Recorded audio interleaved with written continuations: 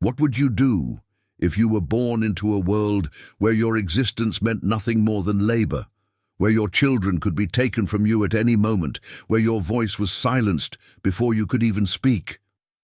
This is the story of one man whose faith became a weapon so powerful that it dismantled an entire system of oppression.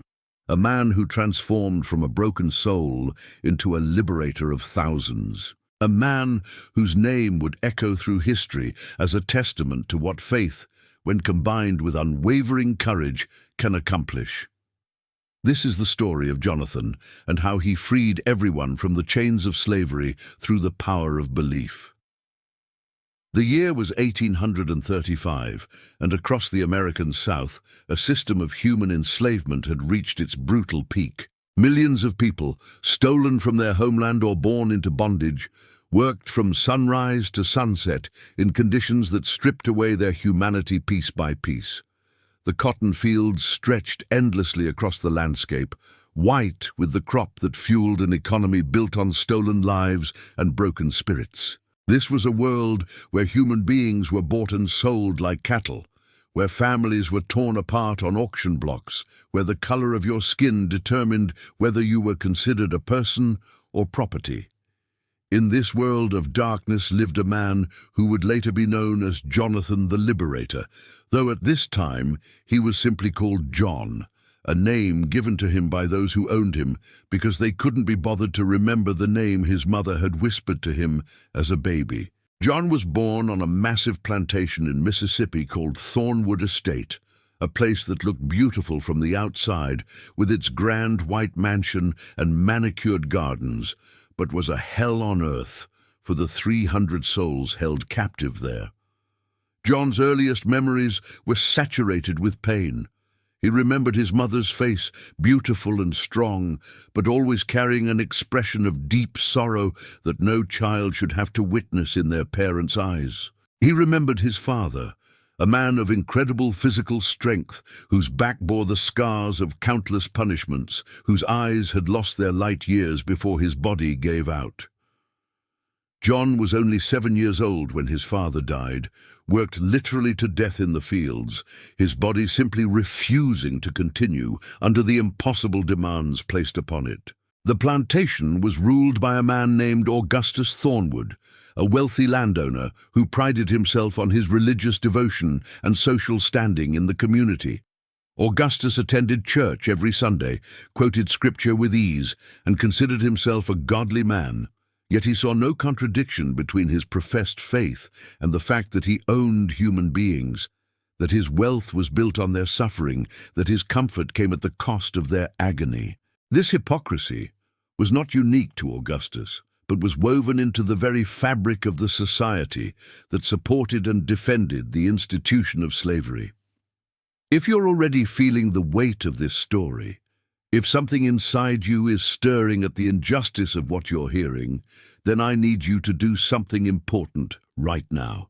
Hit that subscribe button, because this channel is dedicated to telling stories that matter, stories of courage and transformation that the world needs to hear. Smash that like button to help this video reach more people who need to be inspired today. And please share this video with someone who needs to hear about the power of faith to transform impossible situations.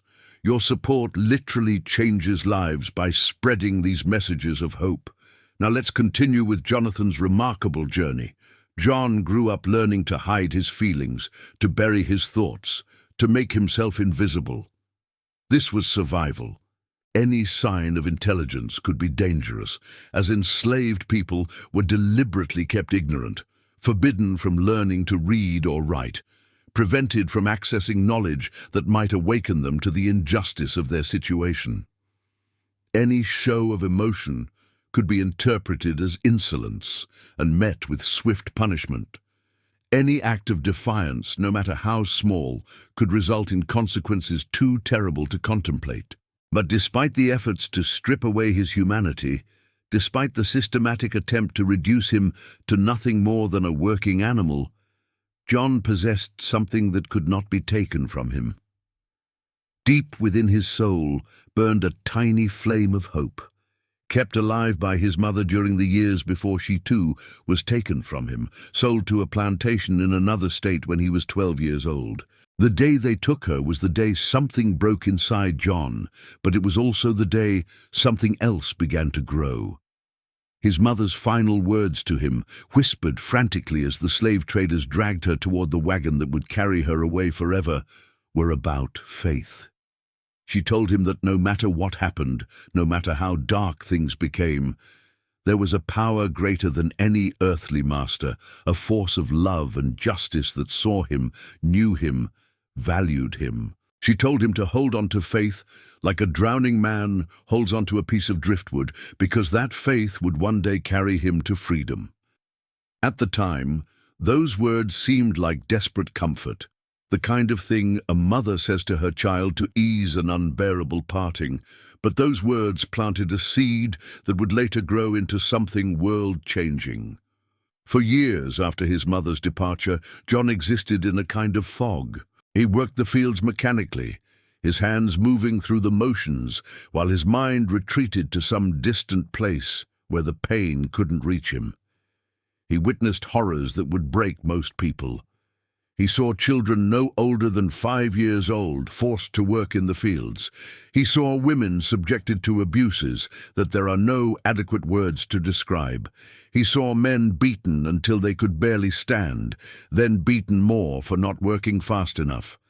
He saw the deliberate destruction of families, the systematic erasure of culture and identity, the calculated cruelty designed to break spirits and eliminate hope. John himself bore the physical marks of this system. His back carried scars from whippings received for infractions as minor as looking an overseer in the eye or failing to complete an impossible amount of work in the allocated time. His hands were calloused and scarred from years of brutal labor. His body was malnourished, fed just enough to keep working, but never enough to be truly healthy. But it was the internal wounds that cut deepest, the psychological trauma of living every moment, knowing you were considered less than human, that your life had no value beyond your economic productivity. By the time John reached his 25th year, he had become what the system intended. He was broken, compliant, seemingly without hope or ambition beyond basic survival. The other enslaved people on the plantation barely noticed him. He spoke little, kept to himself, appeared to be just another soul crushed under the weight of bondage. But appearances can be deceiving, and within John's chest, that tiny flame his mother had kindled years earlier had never quite gone out. It flickered weakly, barely alive, but it persisted. The transformation began on an autumn evening when John witnessed something that would change the entire trajectory of his life. A traveling preacher had been granted permission to speak to the enslaved population, a practice that plantation owners sometimes allowed because they believed that certain religious teachings about obedience and accepting one's lot in life would make their captive workforce more manageable. Most of these preachers delivered exactly the message the owners wanted: be humble, accept suffering, don't resist, and you'll be rewarded in heaven. But this preacher was different. His name was Reverend Josiah Grant, and he was a free black man from the North, one of a small but growing number of people working to awaken the consciousness of those held in bondage. Reverend Grant had to be careful with his words because he was being watched, but he was skilled at speaking in layers, delivering one message on the surface while encoding another, deeper meaning for those with ears to hear it. Reverend Grant spoke about Moses leading the Israelites out of Egypt, about the Hebrew people held in bondage and their journey to freedom. On the surface, he was simply recounting a Bible story, but for those listening carefully, the parallels were unmistakable. He spoke about how Moses had been afraid, how he had doubted himself, how he had felt inadequate for the task before him. But faith, Reverend Grant emphasized, was not about being strong or capable on your own. Faith was about trusting in a power greater than yourself, about believing that what seemed impossible to human eyes was entirely possible to divine will. As John listened, something happened inside him that he would later struggle to find words to describe.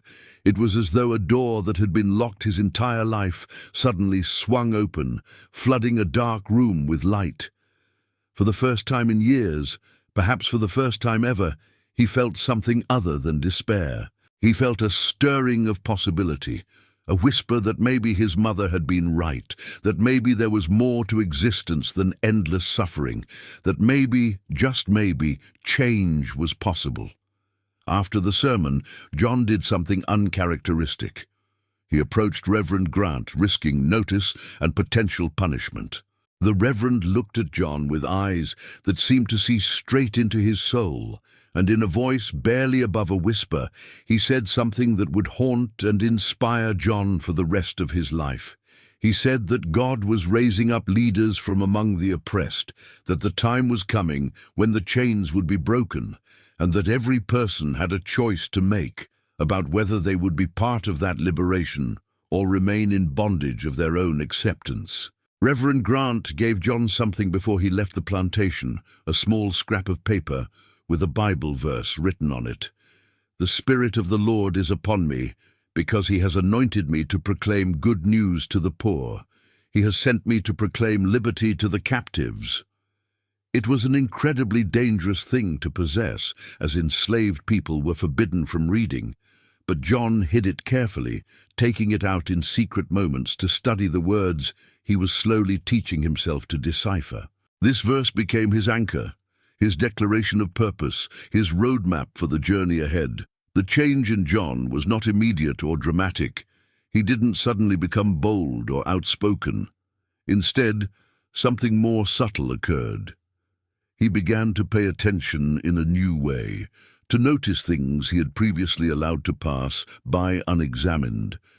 He observed the patterns of the overseers, the routines of the plantation, the ways in which the system maintained its control.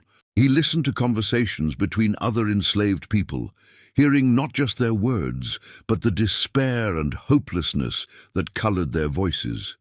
And he began to pray, not the rote prayers he had been taught about accepting his suffering, but genuine communications with the divine, asking for guidance, asking for strength, asking for a way forward. Over the following months, John began to experience what he could only describe as a calling. He felt increasingly convinced that he was meant to do something, to be something more than just another victim of the system. This feeling terrified him because he knew that acting on it could cost him everything, including his life. He wrestled with doubt constantly. Who was he to think he could make a difference? He was nobody, nothing, a person without even legal recognition of his humanity. How could someone like him possibly challenge a system as vast and powerful as slavery? But the calling persisted, growing stronger rather than weaker. John began to have dreams, vivid visions of people walking from darkness into light, of chains falling away, of voices raised in songs of freedom. He would wake from these dreams with his heart pounding, feeling simultaneously exhilarated and terrified. He didn't know if these dreams were divine messages or simply the product of his desperate desire for change, but they felt real, felt significant, felt like something he couldn't ignore.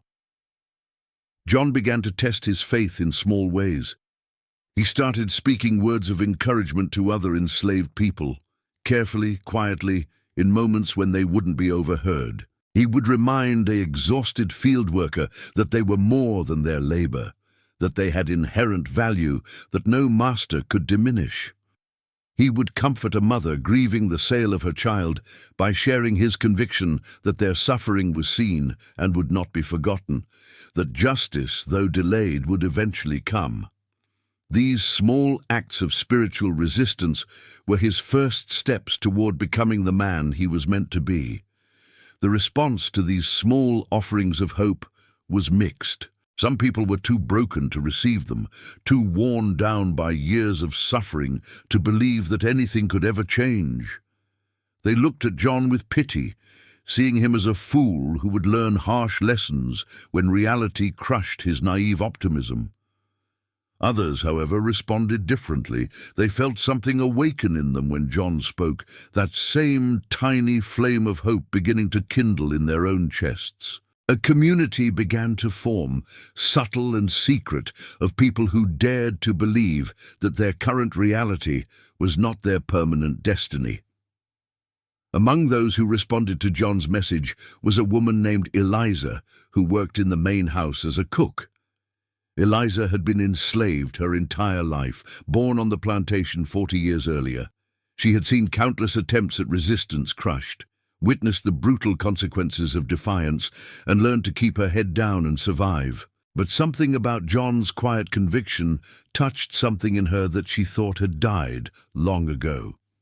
She began to provide John with information she overheard in the house, details about the plantation's operations, schedules, and vulnerabilities that might prove useful.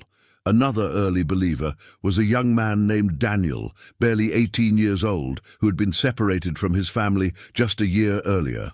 Daniel was angry. His grief over his loss had transformed into a burning rage that made him dangerous to himself and others. John worked with Daniel patiently, helping him understand that rage without direction was simply self-destruction. But that same energy, properly channeled through faith and purpose, could become a force for change. Gradually, Daniel's wild anger transformed into focused determination. There was also Sarah, an elderly woman who served as a spiritual mother to many on the plantation. Sarah had practiced a syncretic faith that combined African spiritual traditions with Christianity, keeping alive practices and beliefs that the slave system tried to erase.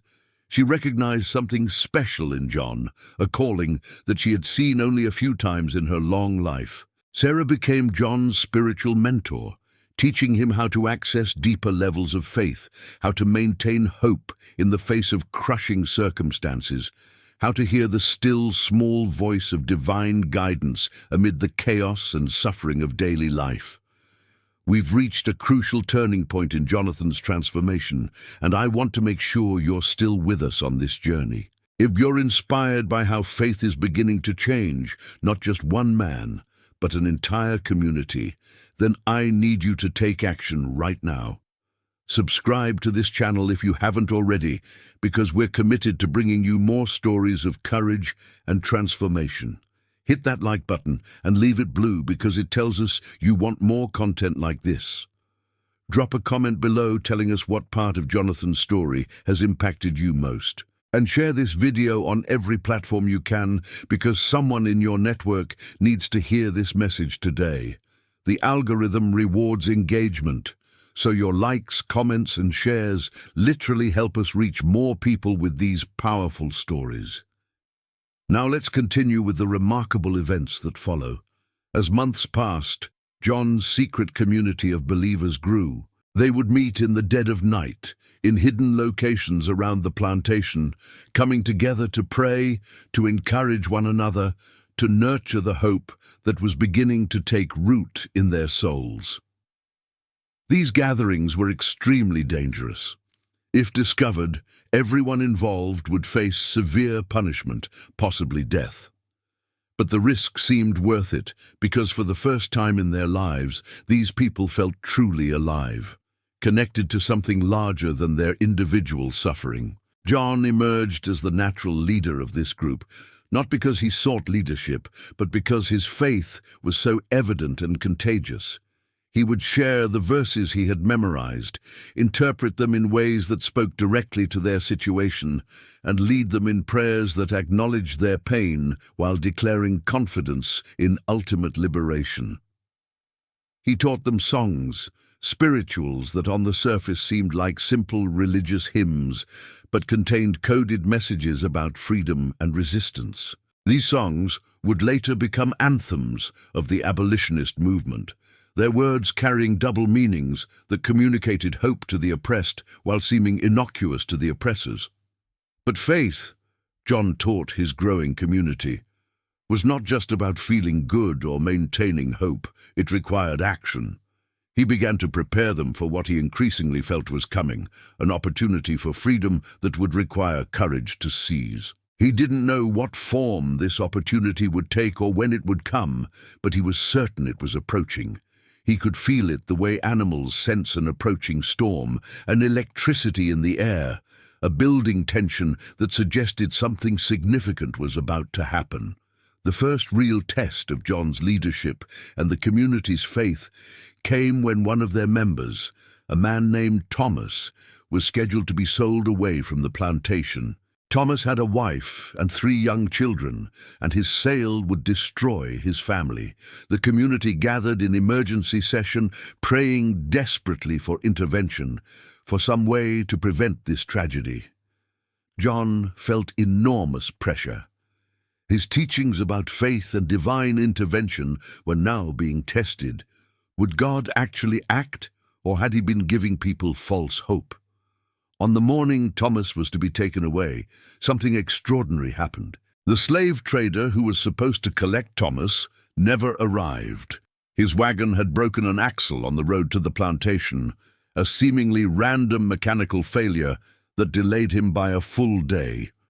During that delay, Augustus Thornwood received word that a relative in a neighboring state had died, requiring him to travel for the funeral. In his absence, his wife, who had always harbored quiet doubts about the morality of slavery, made an impulsive decision to cancel the sale, influenced by the tears of Thomas's wife, whom she had always liked. The community saw this chain of events as clear divine intervention, their faith validated by tangible results.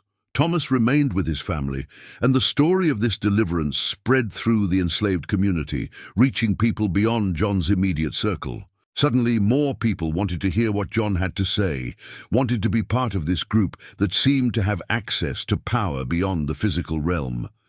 John's influence was growing, and with it, the danger he faced. But not everyone was convinced.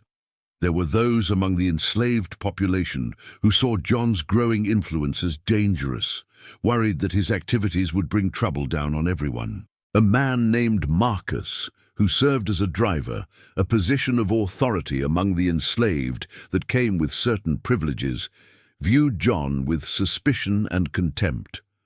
Marcus had survived by accommodating himself to the system, by accepting its basic premises and finding what small advantages he could within it.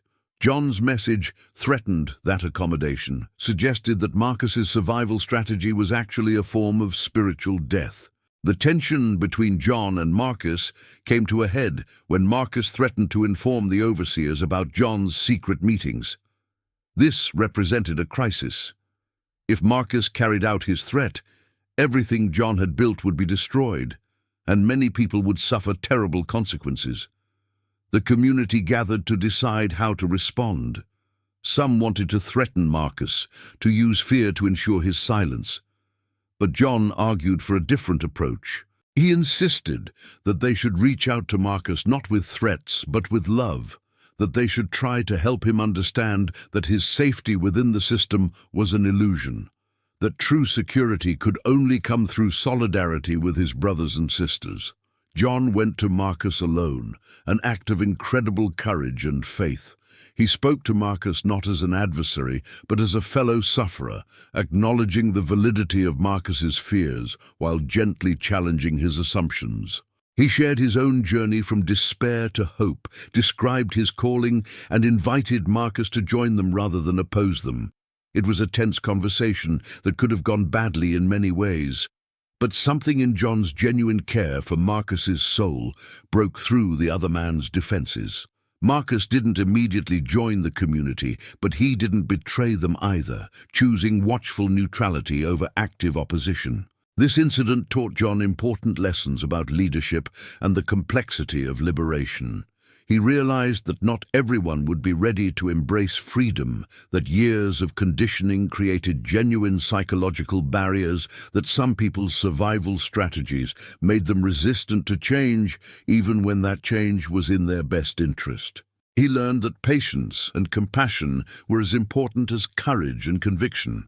that building a movement required meeting people where they were, rather than condemning them for not being where you wanted them to be. As John's reputation grew, he began to attract attention from beyond the plantation. Word spread through the underground networks that connected enslaved communities across the region about a man at Thornwood Estate who was teaching about faith and freedom, who was building something that felt different from previous attempts at resistance.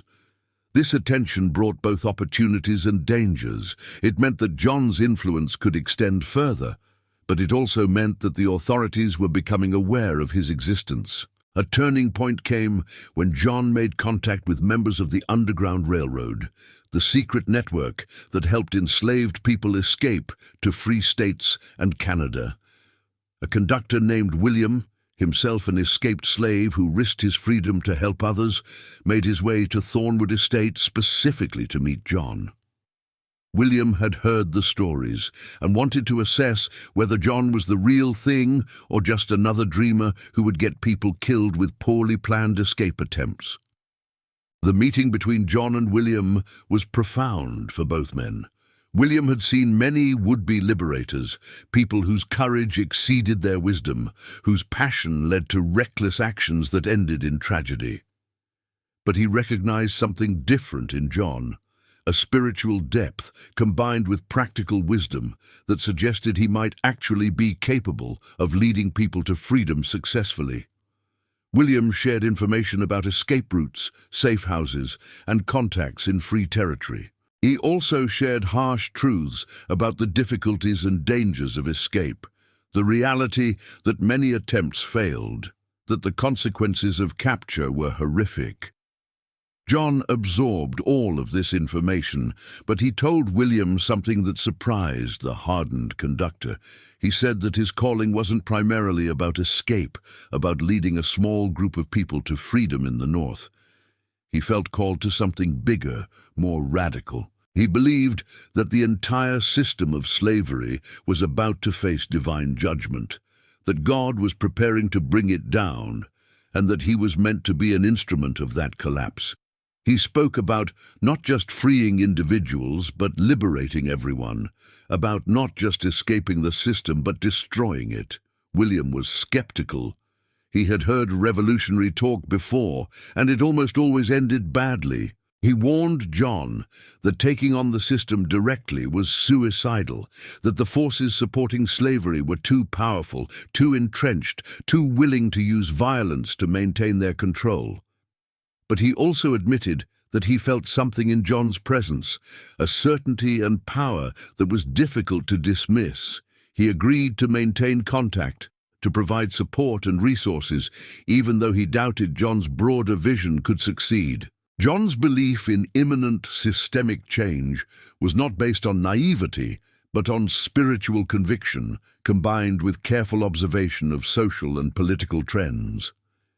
He had access to newspapers and conversations through Eliza's position in the main house, and he was aware of the growing abolitionist movement in the North, the increasing tensions between free and slave states, the rising moral consciousness that was questioning the foundations of the slave system.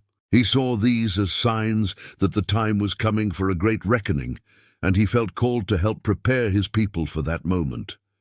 He began to teach his community not just about maintaining hope, but about practical preparation for freedom. He helped people learn to read and write in secret, skills that would be essential in a free life. He taught them about money and economics, about the basic principles of self-governance and community organization. He helped them imagine what freedom would actually look like, to think beyond the immediate goal of escaping bondage to the longer-term challenge of building lives as free people. This was revolutionary education, creating a community that was psychologically and practically prepared for liberation. The authorities' awareness of John finally crystallized when a new overseer was hired at Thornwood Estate, a man named Jacob Crenshaw, who prided himself on his ability to maintain discipline and control. Crenshaw was more observant than his predecessors, and he quickly noticed something different about the enslaved population at Thornwood. There was a subtle defiance in their bearing, a quiet confidence that troubled him. He began to investigate, to watch carefully, to ask questions. Crenshaw eventually identified John as the source of this troubling spirit among the enslaved people. He reported his findings to Augustus Thornwood, describing John as a dangerous influence who was spreading ideas about equality and freedom, who was undermining the natural order of things. Crenshaw recommended that John be sold away immediately before his influence could spread further, but Thornwood, who prided himself on his ability to manage his property, decided on a different approach. He would break John publicly, demonstrate to everyone what happened to those who stepped out of line, and thus extinguish this small flame of resistance before it could become a fire. The confrontation came on a Saturday morning, when all the enslaved people were assembled for weekly rations. Thornwood and Crenshaw brought John forward and accused him of trying to foment rebellion, of teaching seditious ideas, of violating the natural and divine order that placed some people in authority over others. Thornwood declared that John would receive 50 lashes as punishment, an amount that could easily be fatal, and that anyone found associating with him afterward would face similar consequences. As John was tied to the whipping post, he felt fear, certainly, but also a strange calm. He had prepared for this moment through his faith, had accepted that following his calling might lead to his death. He prayed silently, not for deliverance from the punishment, but for strength to endure it with dignity, for his suffering to have meaning, for his community to remain strong, even if he didn't survive. The first lash fell, and then the second, and the pain was beyond anything he could have imagined. But John refused to cry out, refused to give them the satisfaction of hearing him scream. Something remarkable happened as the punishment continued. The assembled enslaved people, who had been trained their entire lives to remain silent and passive when witnessing such violence, began to hum. It started with Sarah, the elderly spiritual mother, her voice low and deep. Then others joined, creating a sound that was both mournful and defiant. They were humming one of the spirituals John had taught them, a song about deliverance, about crossing over to the promised land. It was an act of solidarity and resistance, of refusing to let John suffer alone and in silence. Crenshaw was enraged by this display and ordered them to stop, threatening punishment for anyone who continued. But the humming only grew louder, more voices joining until it became a chorus that echoed across the plantation. Thornwood, watching this, felt something he had never experienced before, a flicker of fear. He saw in that moment how the power dynamics he had always taken for granted were more fragile than he realized, that his control rested not on inherent superiority, but on the willingness of the oppressed to remain passive. He ordered the punishment stopped after 30 lashes, unconsciously revealing his own uncertainty. John was cut down from the post, his back a mass of torn flesh and blood. His community carried him away carefully, taking him to Sarah's cabin, where she tended his wounds with herbs and ointments passed down through generations. For days, John hovered between life and death, fever burning through his body as infection threatened to finish what the whip had started. During this time, he experienced visions and dreams that he would later describe as prophetic, seeing images of masses of people walking from bondage to freedom, of a great war that would tear the nation apart and ultimately end in slavery's destruction. When John finally recovered enough to speak, he found that his punishment had had the opposite effect of what Thornwood intended. Rather than breaking the spirit of resistance, it had galvanized the community. People who had been afraid to associate with John's movement now openly aligned themselves with him. The humming during his punishment had been a turning point, a moment when people collectively chose solidarity over safety, when they declared that there were things more important than avoiding punishment.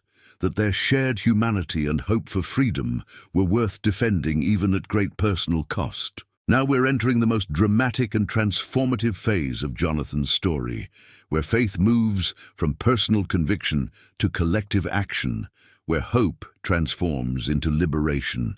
But before we witness these incredible events, I want to ask you one more time for your support. If this story is changing something in you, if you're feeling inspired or challenged or moved, then don't just passively consume this content. Take action. Subscribe to this channel right now because we need you in this community of people who believe stories matter, who believe courage inspires courage, who believe that remembering the past helps us build a better future. Smash that like button until it turns blue, because every like tells the algorithm to show this video to more people. Leave a comment sharing your thoughts, your questions, your own experiences with faith and courage, because your voice adds to this important conversation. Share this video everywhere you can, on Facebook, Twitter, Instagram, in your group chats, because you never know who needs to hear this message today.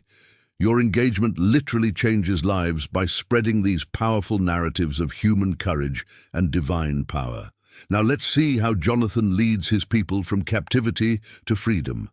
John's recovery took several weeks, during which time the community that had formed around him grew stronger and more organized. They met more frequently now, less concerned about concealment, because they realized that their collective power provided some protection.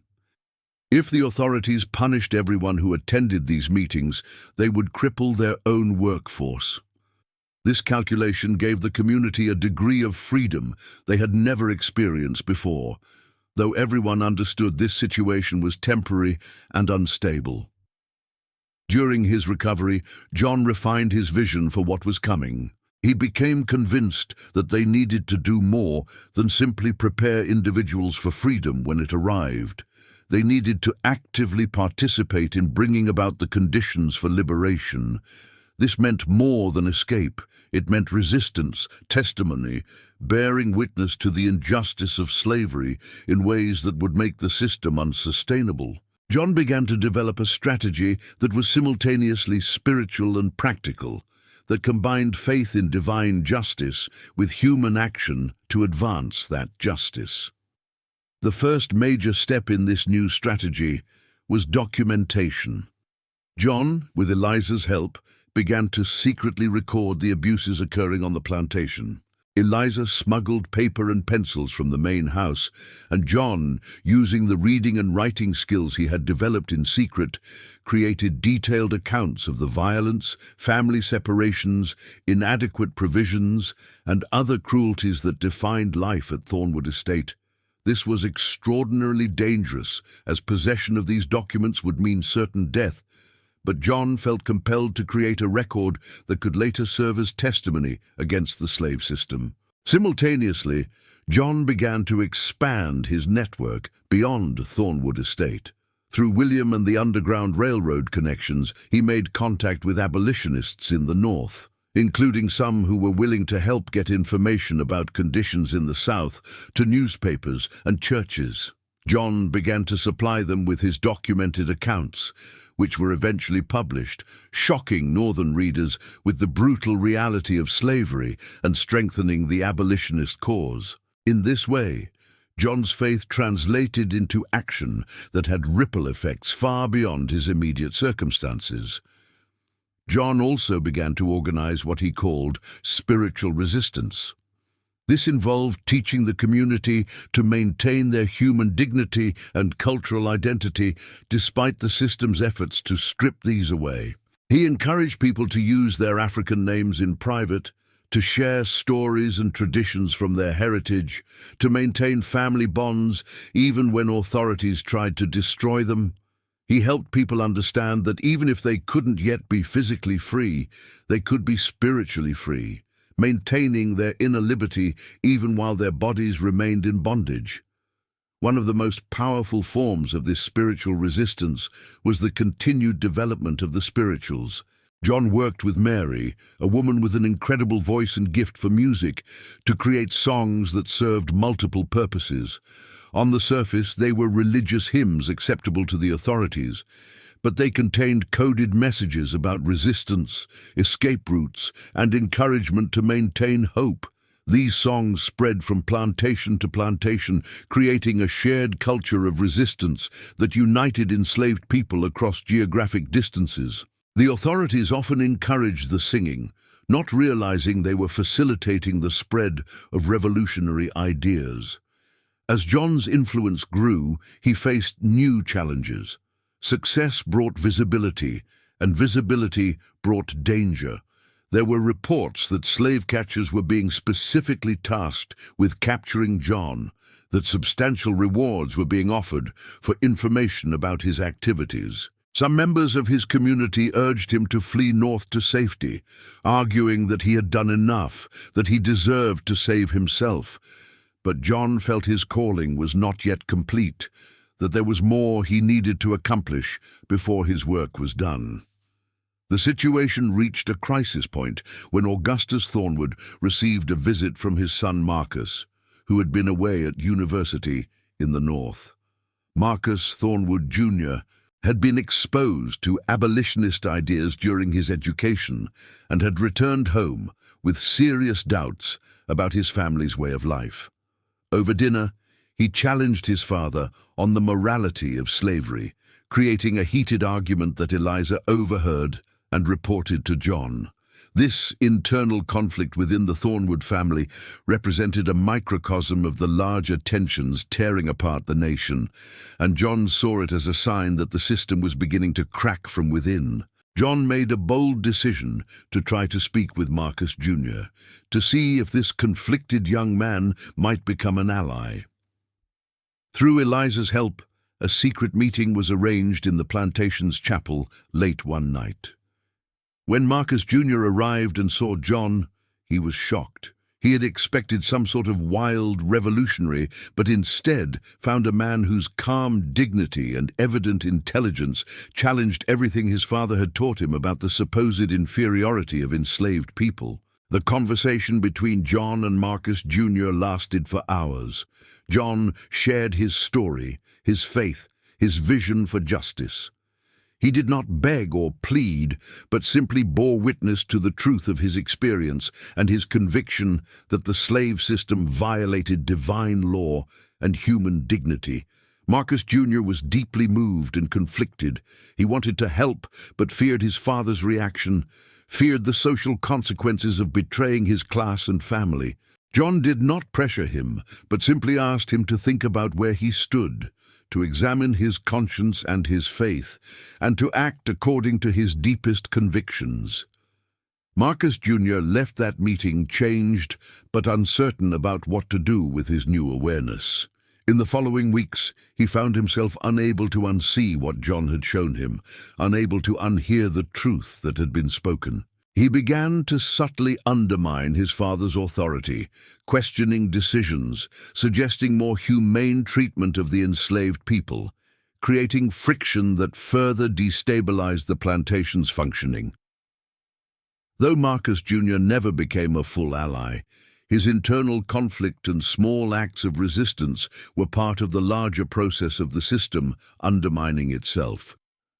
Meanwhile, the national situation was growing increasingly tense. The year was now 1859, and the conflict between free and slave states was approaching a breaking point. John followed these developments as best he could through newspapers and conversations, seeing in them the fulfillment of his prophetic sense that great changes were coming. He intensified his preparations, believing that the moment for decisive action was approaching. Then came news that electrified the enslaved community across the South. A white man named John Brown had led a raid on a federal armory at Harper's Ferry, Virginia, intending to arm enslaved people and spark a general uprising. The raid failed, and Brown was captured and executed, but the attempt sent shockwaves through the entire nation. For enslaved people, it was a sign that some white people were willing to die fighting against slavery.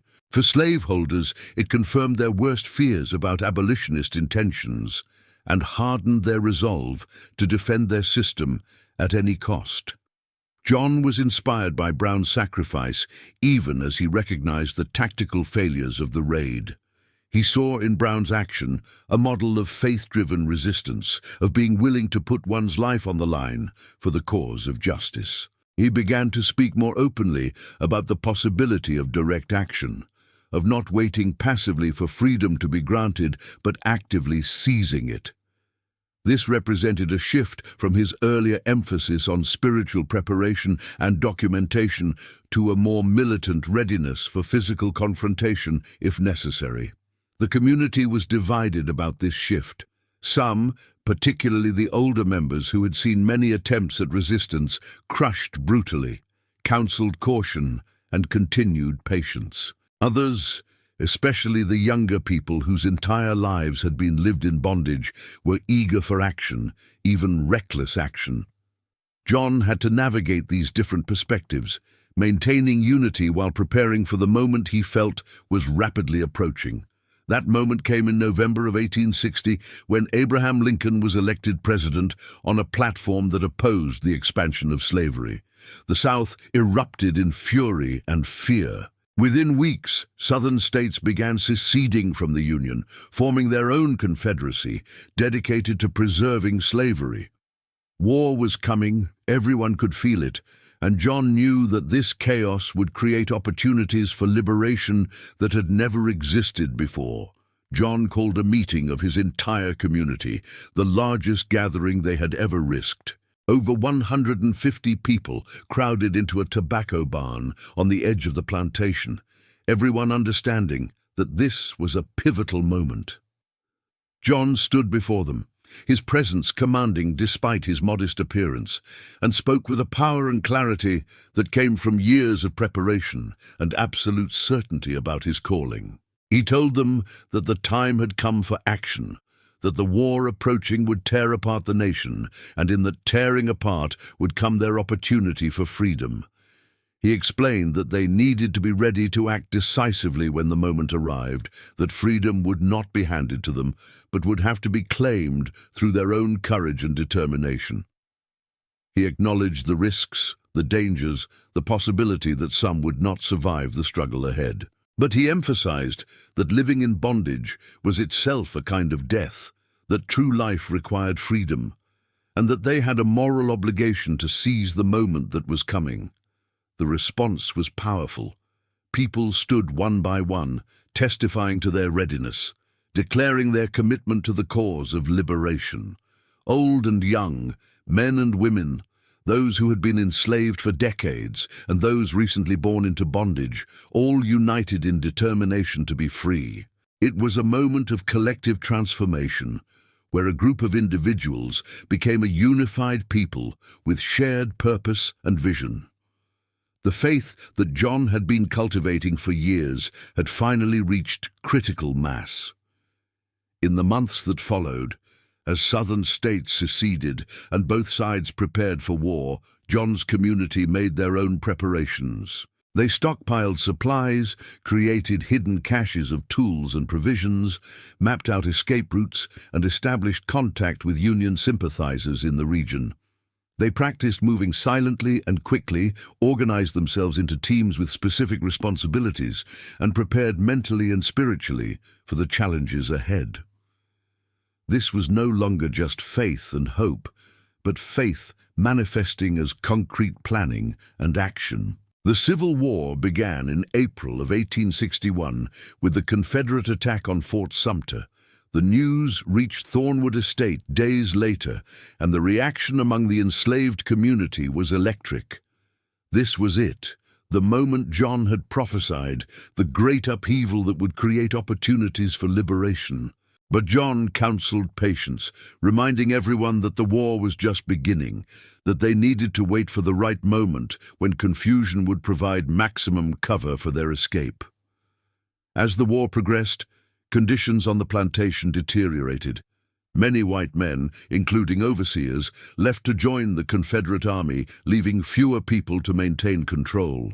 Resources became scarce as the war economy disrupted normal supply lines. The remaining authorities became more brutal in their attempts to maintain control, sensing that their power was slipping away. These conditions were terrible in many ways, but they also created the instability and opportunity that John had been waiting for. In September of 1862, President Lincoln issued the preliminary Emancipation Proclamation, declaring that all enslaved people in rebellious states would be free as of January 1st, 1863. The news reached Thornwood Estate through underground networks, and it electrified the community. This was the sign they had been waiting for, the official sanction that gave moral and legal weight to their cause. John knew that the Confederacy would not simply accept this proclamation, that liberation would still require action, but it gave them a powerful tool and legitimized their resistance. John set the date for their mass departure, January 1st, 1863, the day the Emancipation Proclamation would officially take effect. It was both practical and symbolic, a declaration that they were claiming the freedom that had been proclaimed, even if the Confederate authorities refused to recognize it. In the weeks leading up to that date, the tension was almost unbearable. Everyone knew what was coming, everyone was preparing, but they had to maintain the appearance of normalcy to avoid alerting the authorities to their plans. On New Year's Eve, as 1862 became 1863, John's community held their final meeting while still in bondage.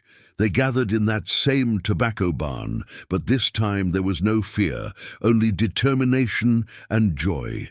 They sang the spirituals that had sustained them through years of suffering, but now the songs had new meaning. They were no longer singing about a distant, theoretical freedom, but about liberation that was hours away. They prayed together, giving thanks for bringing them to this moment, asking for protection and guidance for the journey ahead. At dawn on January 1st, as the sun rose on the day of proclamation, John gave the signal. The plan they had prepared so carefully went into motion. In coordinated action, groups moved to secure the overseers who remained on the plantation, not with violence, but with overwhelming numbers and determination. The few Confederate soldiers stationed there were similarly overwhelmed before they could mount resistance or send for help. Within 2 hours, the entire plantation was under the control of those who had been enslaved there just hours before. Augustus Thornwood, waking to find his world turned upside down, confronted John in his own house. The old man was furious, sputtering about ingratitude and lawlessness, invoking his rights as a property owner. John looked at him calmly and said something that Thornwood would never forget. He said that no human being could be property, that Thornwood's supposed rights were a fiction built on violence and lies, that the divine law of human dignity trumped any earthly law that sanctioned slavery.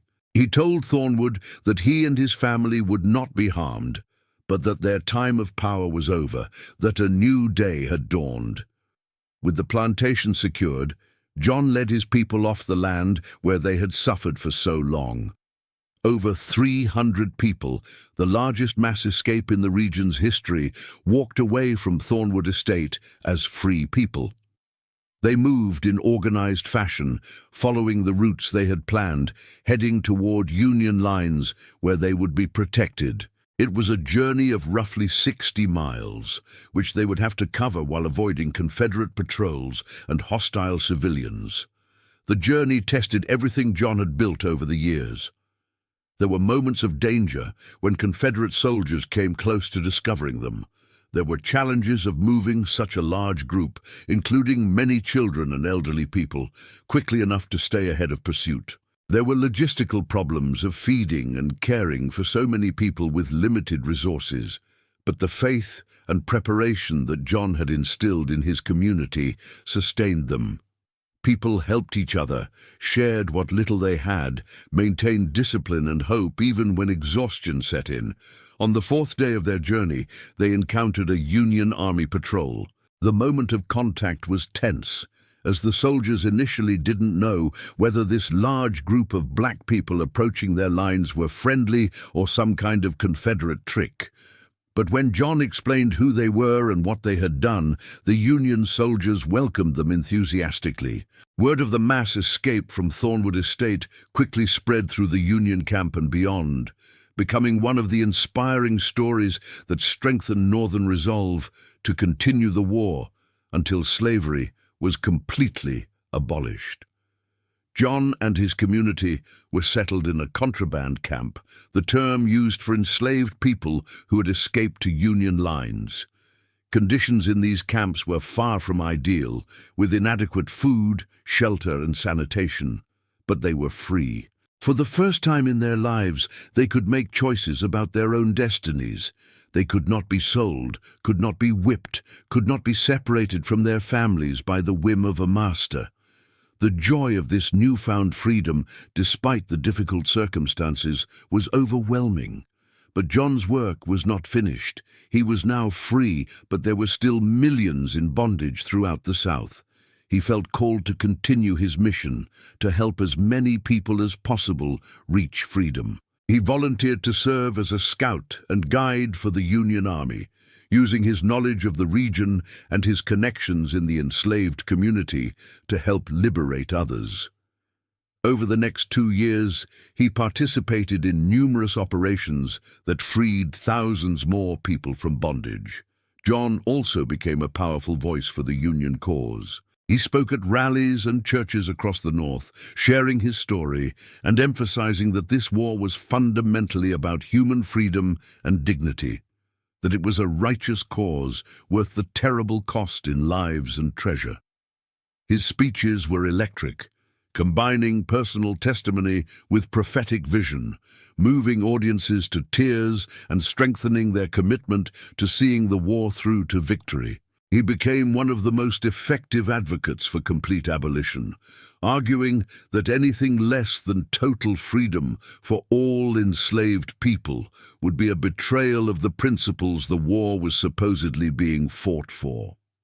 As the war progressed, John witnessed incredible transformations. He saw enslaved people taking up arms to fight for their own liberation, joining Union Army units and proving themselves as courageous and capable soldiers. He saw the Confederacy slowly crumbling under the weight of its own contradictions. The slave system, that was supposedly the source of its strength, actually becoming its greatest weakness as enslaved people fled en masse to Union lines, depriving the Confederate economy of its labor force. He saw the growing acceptance in the North that slavery must be completely abolished, not just contained or managed, but eliminated entirely. John was present in Washington, D.C. in April of 1865, when the Confederate capital of Richmond fell and General Lee surrendered at Appomattox, effectively ending the war. The joy and relief were indescribable. 4 years of terrible warfare, hundreds of thousands of lives lost, a nation torn apart and only slowly beginning to heal, but the cause of freedom had prevailed.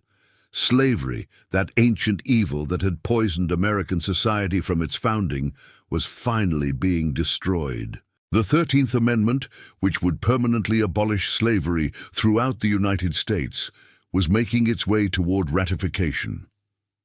In the weeks following the war's end, John returned to Mississippi, traveling through a transformed landscape.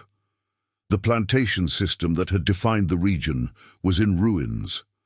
Formerly enslaved people were working their own plots of land, building schools and churches, creating communities as free people.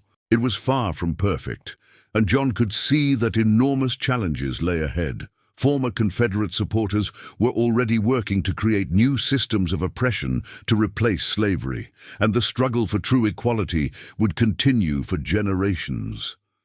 But the fundamental change had occurred. People were free, legally and officially, and that freedom created possibilities that had not existed before. John made his way back to Thornwood Estate, curious to see what had become of the place where he had spent most of his life in bondage. What he found was abandonment and decay.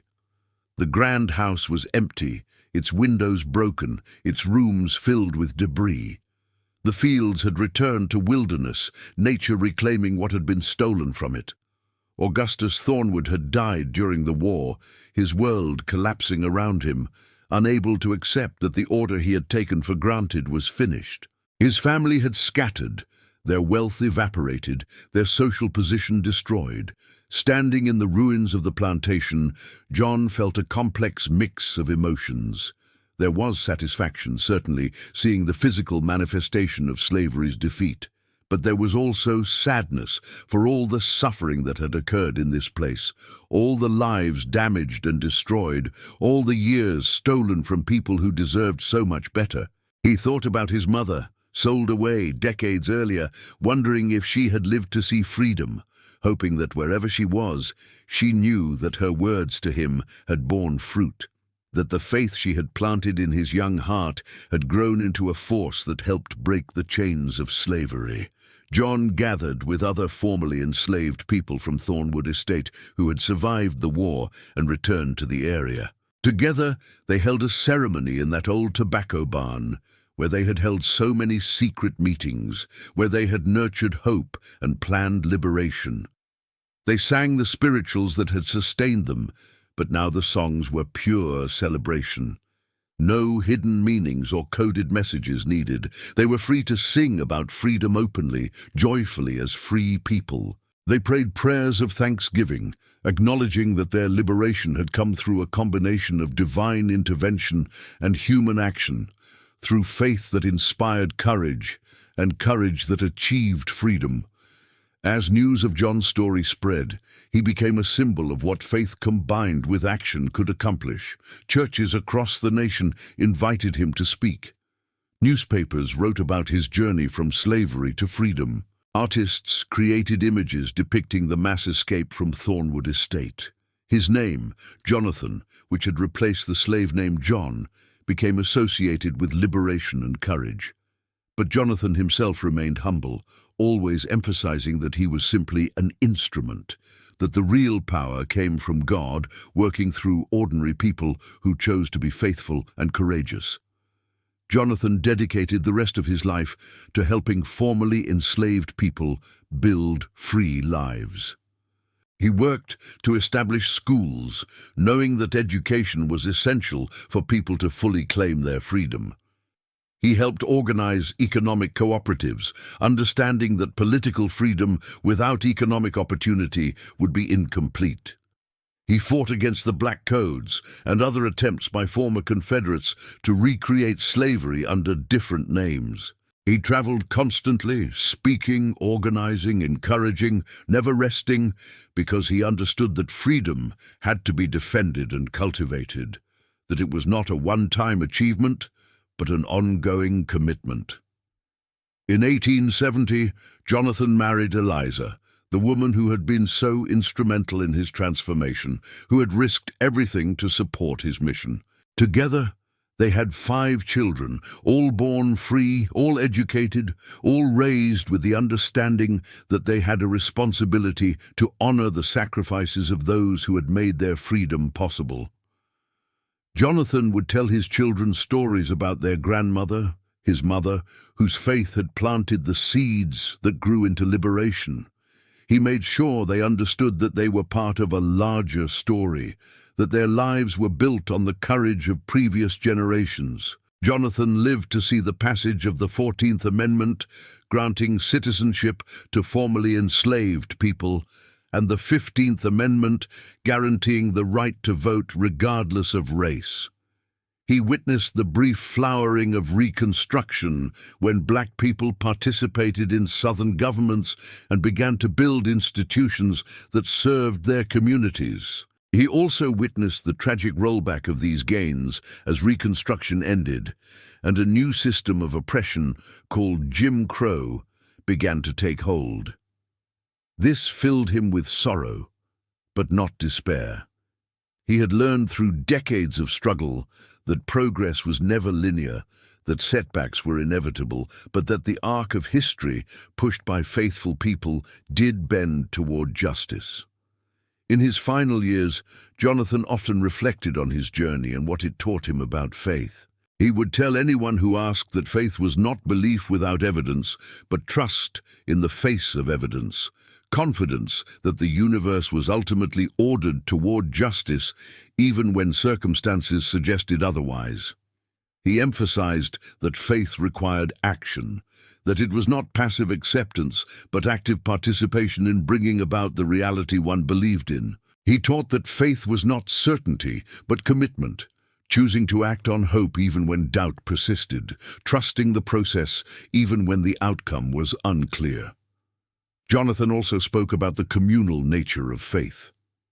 He emphasized that his liberation had not been individual but collective, that it required a community of believers supporting and strengthening each other. He taught that faith was contagious, spreading from person to person like fire, each spark igniting others until a conflagration occurred that could not be contained.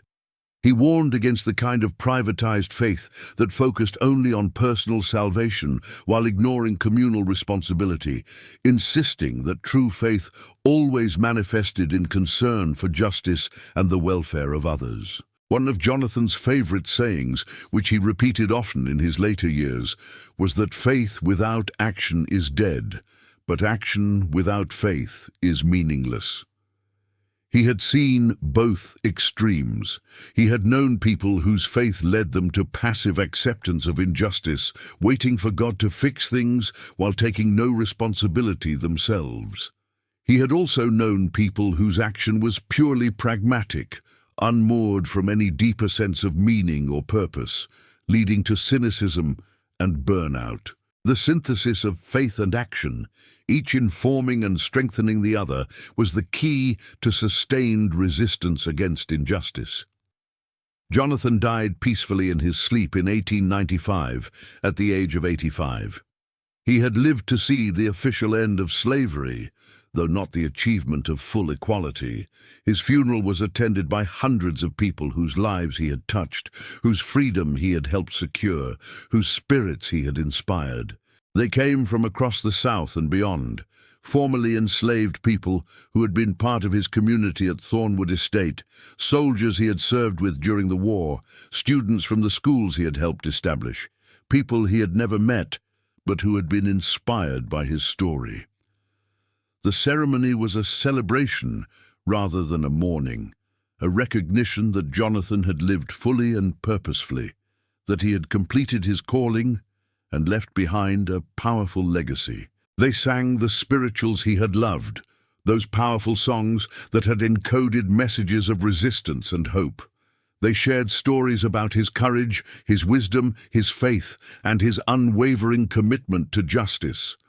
They recommitted themselves to continuing the work he had begun, understanding that each generation faces its own struggles and must find its own courage to address them. In the years following Jonathan's death, his story continued to inspire. During the darkest days of Jim Crow, when it seemed that all the gains of the Civil War and Reconstruction had been lost, people drew strength from remembering Jonathan and others like him who had maintained hope and courage in even darker times. Civil rights activists in the 20th century looked back to his example, seeing in his combination of faith, strategic planning, and willingness to take action a model for their own struggles. The spirituals he had helped preserve became anthems of the civil rights movement, their messages of liberation resonating across generations. The legacy Jonathan left was multifaceted. Most obviously, he had helped hundreds of people achieve freedom, had participated in the destruction of the slavery system, had contributed to one of the most significant moral and social transformations in human history. But perhaps even more importantly, he had demonstrated that ordinary people facing extraordinary oppression could become agents of change, that faith properly understood was a revolutionary force, that hope combined with action could achieve what seemed impossible. Jonathan's story challenges us today to examine our own circumstances and ask difficult questions. What injustices do we accept as normal or inevitable that future generations will look back on with horror? What would it mean for us to have the kind of faith Jonathan embodied, the kind that demanded action rather than acceptance? How can we cultivate communities of resistance and hope in our own time, communities that support and strengthen each other in the struggle for justice? These are not comfortable questions, but they are necessary ones if we want to honor the legacy of people like Jonathan. The systems of oppression that Jonathan fought against were not unique to his time. Every era has its own forms of injustice, its own ways of treating some people as less than fully human, its own structures that concentrate power and resources in the hands of a few while denying dignity and opportunity to many. The specific forms change, but the underlying dynamics persist. Jonathan's story reminds us that these systems are not inevitable or eternal, that they can be challenged and changed, but only through the kind of faith and courage that he embodied. One of the most powerful aspects of Jonathan's legacy is his insistence on the dignity and potential of every human being. He refused to accept the slave system's definition of him as property or as inferior. He maintained his sense of self-worth even when everything in his environment worked to strip it away. And crucially, he helped others recognize their own dignity and potential, awakening in them the same spark of resistance that burned in his own soul. This recognition of universal human dignity is the foundation of any genuine movement for justice. Jonathan also demonstrated the importance of strategic thinking and careful planning in movements for social change. His faith did not lead him to reckless action or naive optimism. He studied the system he opposed, identified its weaknesses, built networks and communities, prepared people mentally and practically for freedom, and waited for the right moment to act. This combination of visionary faith and practical wisdom is often missing from movements that fail, and its presence is characteristic of those that succeed. The role of suffering in Jonathan's story is complex and important. He did not seek suffering or glorify it, but he also did not let it break him or define him. He transformed suffering into motivation for change, using his pain and the pain of others as fuel for resistance, rather than accepting it as his inevitable lot. This is a crucial distinction. Jonathan never preached acceptance of suffering as virtue, but rather insisted that suffering was evidence of injustice that must be addressed and eliminated. Jonathan's understanding of freedom was also sophisticated and multi-layered. He recognized that freedom was not just legal status, but psychological reality, that people who had been enslaved for years or generations needed to develop the inner resources to live as free people. This is why he emphasized education, economic development, and spiritual transformation alongside political liberation. He understood that true freedom required transformation at multiple levels simultaneously, that political change without personal and communal transformation would be incomplete. The story of Jonathan and the faith that freed everyone from slavery at Thornwood Estate is ultimately a story about hope, not the shallow optimism that ignores reality, but the deep hope that acknowledges how bad things are while maintaining conviction that they can be better. This kind of hope is not a feeling, but a practice, a discipline of continuing to work for justice even when progress seems impossible, of maintaining vision even when darkness surrounds you, of planting seeds you may never see grow into trees. As we conclude this remarkable story, we must ask ourselves what Jonathan's legacy means for us today. We live in a very different world from the one he inhabited. Legal slavery is abolished, though its effects continue to reverberate through our society. But the fundamental questions Jonathan grappled with remain relevant. How do we respond to injustice? How do we cultivate faith that leads to action rather than passivity? How do we build communities of resistance and hope? How do we maintain courage in the face of overwhelming opposition? How do we plant seeds of liberation that may take generations to fully grow? Jonathan would tell us, based on his life experience, that these questions have no easy answers, but that the attempt to answer them is itself meaningful. He would remind us that transformation begins internally, with the decision to reject the definitions and limitations that oppressive systems try to impose on us. He would emphasize the importance of community, of finding others who share our vision and supporting each other through the struggles ahead. He would insist on the necessity of both faith and action, of believing in possibilities beyond current realities while working practically to bring those possibilities into being. The faith of Jonathan was not naive or sentimental. It was tested in the fires of extreme suffering and emerged stronger. It was a faith that asked difficult questions and demanded honest answers. It was a faith that inspired rather than pacified, that challenged rather than comforted, that called people to their highest potential rather than reconciling them to diminished lives. This kind of faith is desperately needed in every generation, in every society, wherever injustice persists and human dignity is denied. If Jonathan's story has moved you, challenged you, inspired you, then the question is what you will do with that inspiration. Will it be a momentary feeling that fades when the video ends, or will it be a catalyst for examining your own life, your own commitments, your own courage?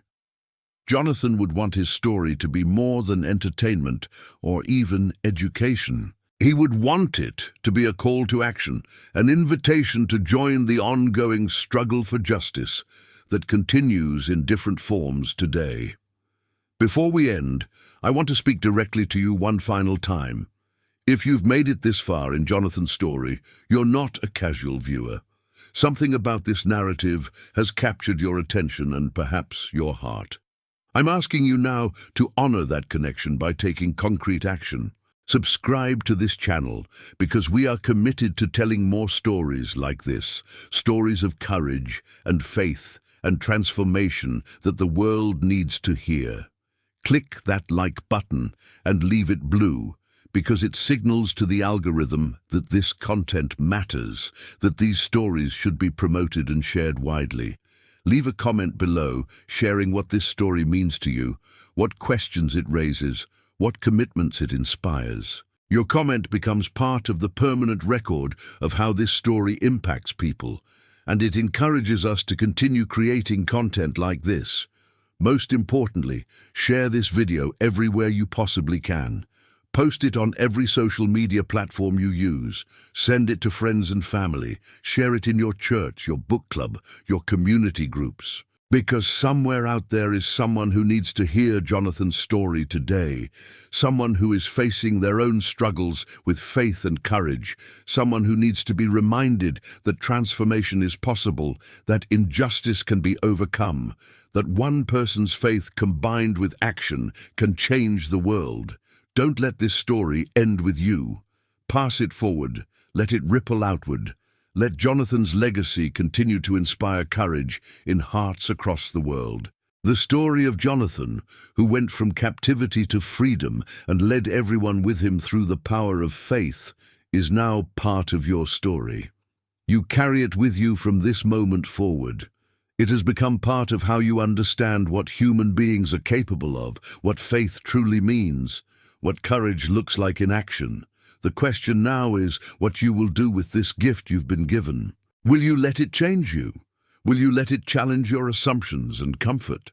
Will you let it inspire you to look at your own life and circumstances with new eyes, asking where you are called to have courage, to exercise faith, to work for justice? Jonathan's voice speaks across the years with a message that never grows old. That every person has inherent dignity that no circumstance can erase, that faith is meaningless without action, that hope must be defended and cultivated, that courage is not the absence of fear, but the choice to act despite it, that freedom is never given but must be claimed, that individuals working together can challenge and change even the most powerful and entrenched systems of oppression. This is his legacy. This is his gift to us. This is the faith that freed everyone. Thank you for joining me on this journey through Jonathan's remarkable life. Thank you for caring about stories of courage and faith and transformation. Thank you for being part of a community that believes these narratives matter, that remembering the past helps us build a better future, that every person's story of overcoming injustice inspires others facing their own struggles. Subscribe, like, comment, and share so we can continue bringing you stories that challenge, inspire, and transform. Until next time, remember that you, too, carry within you the potential for courage, for faith, for action that changes the world. The question is only whether you will choose to unleash that potential. Make Jonathan proud. Choose courage, choose faith, choose freedom.